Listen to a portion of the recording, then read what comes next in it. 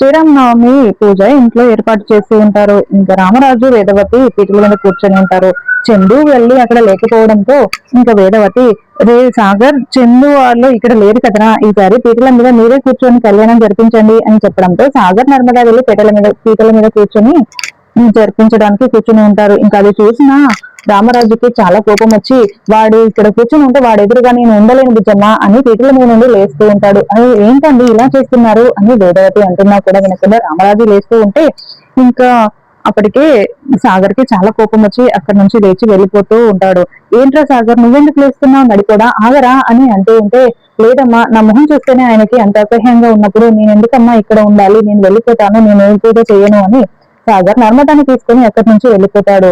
ఇంకా ఆ తర్వాత, రే ధీరజ్, నువ్వైనా కూర్చోరా, మీరిద్దరు వచ్చి చేయండి, నర్మద ప్రేమ నువ్వు ఇద్దరు కలిసి పూజ చేయండి అని చెప్తూ ఉంటే ఇంకా ప్రేమ వెళ్ళి చాలా సంతోషంగా వెళ్ళి పీటల మీద కూర్చుంటుంది. కానీ ధీరజ్, దీని పక్కన కూర్చొని నేను పూజ చేయనమ్మా అని చాలా గట్టిగా చాలా సీరియస్ గా చెప్పి అక్కడి నుంచి వెళ్ళిపోతూ ఉంటాడు. ఇంకా దాంతో వేదవతి ప్రేమ చాలా బాధపడుతూ ఉంటారు.